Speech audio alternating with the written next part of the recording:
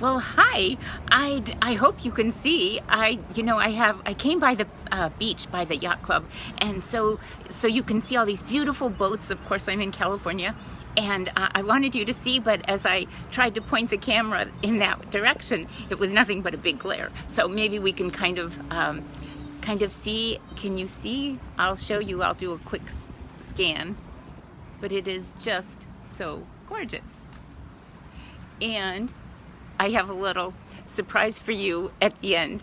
But anyway, today I wanted to expand on something we talked about yesterday, which was when I said that there was no right and no wrong. And what I meant by that is, in our own minds, we think that what we're doing is right. Otherwise, we wouldn't be doing it. And somehow we gain some benefit from that notion. And whether we believe a job in healthcare is the right thing, or a job in the legal field is the right thing, or being an artist, or a contractor, or a welder, or a person that does the sanitation, or a janitor, whatever it is, we know that that's the right thing for us, and that very well could be the right thing for us. And so, if some people think that having 6 children is the solution, is the right thing to do, and some people don't want to have any children at all. And so that's why there is no right and wrong. We can't just make these blanket statements, because what's right for one person isn't necessarily right for another. And then and in terms of diet too, some people believe a plant-based diet is the only way to go, and other people think, oh my gosh, I crave meat, I need that, I need all the iron and the taurine and things like that, the amino acids in meat, in order to feel good.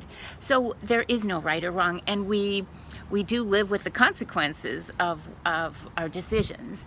And so that's kind of the great law of karma, which I just love.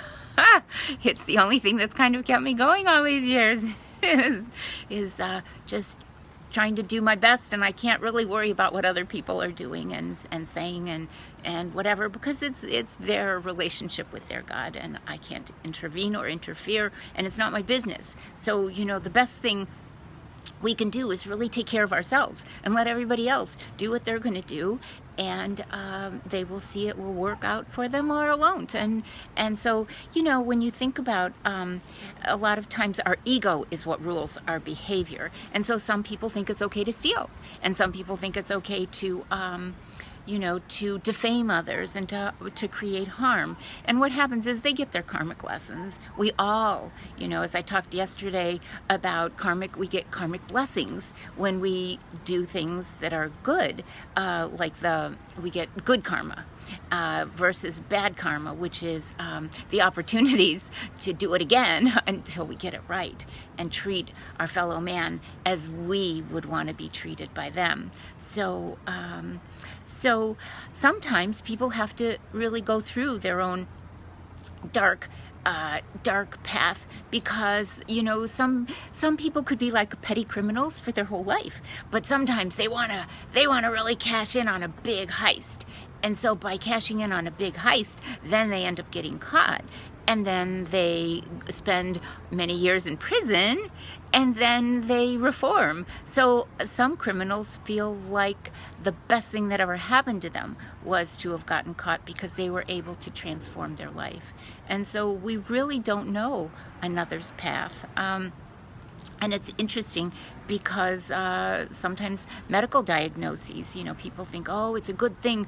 I was drinking a lot of wine every night, but I wasn't drinking like a bottle or two. And then all of a sudden, when you start overdoing it, then your liver fails, or then you have really serious health issues. And so some people say, oh, it's a good thing that happened to me, because otherwise I would have just been slowly deteriorating, instead of having a massive issue and then cleaning up my act. So it's all relative, and in terms of, no one is really exempt. And it's funny because, oh my gosh, there's a pigeon. They're so cute. I love pigeons and seagulls. Oh, they're so beautiful. But anyway, no one's really exempt. You know, before we used to think, oh, well, Santa Claus, you know, we tell our children, Santa Claus is watching you, and so you better behave. And then all of a sudden now there's like surveillance on every corner, and people can't even move without someone monitoring where they are, what they're saying, you know, their phone, their computer, and everything else. But that's not a new thing. That's transparency. And our Creator was always all-knowing. And so because our Creator is omnipotent, omniscient, omnipresent, and so there's nothing, we can't get away with anything, because it does, and it's a good thing too, because we then take responsibility for our behavior, which is a good thing.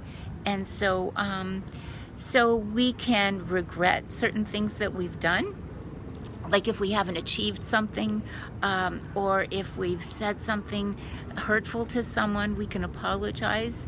And so regret is one thing. Guilt and shame are quite another thing, because that can create a lot of self-loathing and a lot of depression. And then we think, oh my gosh, you know, all we do is we just self depreciate. And so we don't want to do that. That's not a hole we want to go into. And so we realize that we are a young species on this planet, and sometimes we need experiences in order to quell the ego. And so we realize that had we not had that experience, we might have never changed and never have achieved a higher version of ourselves, which is what we're really here to do. That's what I certainly think, and to become better and wiser, you know, because in our youth we are rather ignorant, and Homo sapiens are a pretty young species on Earth or anywhere, and so all these things that we do, they're stepping stones in our personal evolution, you know, as we travel on the highway to heaven. And so sometimes, you know, we can have great gratitude. I just lost something. Oh, sometimes we can have gratitude, and we can laugh and see the ridiculousness of some of the things we've done, which at the time they seemed perfectly acceptable, you know, but really they're ridiculous and they're laughable, and we can step back and just say, oh my gosh, that was a low battery sign. Oh my gosh, okay, I better wrap it up. But the divine source does have a bird's eye view of everything. And so even when we do things that are very silly, you know, we really, we can be sure that we are loved and we are cherished. And only we know our purpose on the planet, you know, and we can pay attention to the signs and the synchronicities and the miracles that are all around us, that kind of lead us, guide us. You know, it's like a grandfather taking our hand and just saying, come on this way, honey. And so as we do that, then we follow a better path instead of falling and tripping and that kind of stuff. And so we learn by hook or by crook. Yep. And so we're giving opportunities for the expansion of our soul. And so I guess my message today is about just going easy on ourselves. And may this message brighten your day a little bit, and forgive yourself, because many things we just didn't know any better. And so there's no reason to feel badly. We've learned, and that's the greatest gift, because we have an appreciation for being better and implementing that into our daily life, because every moment by moment we can improve, and so we can love ourselves. Yeah, and so I want to show you the pigeons. They're so cute. And so I did want to say, though, as I still don't know how to get these Facebook Live things onto YouTube. I did a few of them, but I forgot how to do them. I couldn't get it done yesterday. And so anyway, what I can say is that I do have some videos on Facebook, and then I have dozens of videos on YouTube and on my website, mariahady.com, and a lot of them are, they're all spiritual.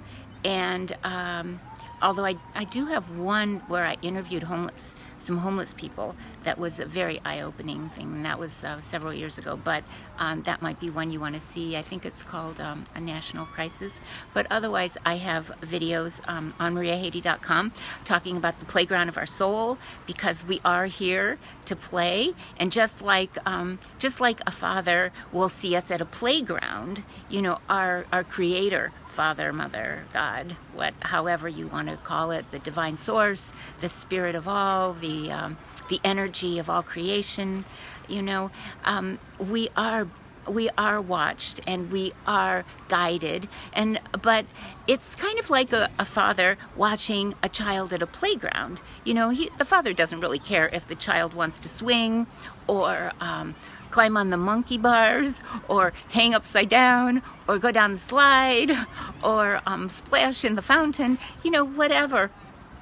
He just doesn't want us to get hurt. And if we do fall and scrape our knee, then we learn next time maybe we should have watched where we're walking or not run so fast or whatever. So life is just a series of lessons and an opportunity for us to learn and to become better versions of ourselves.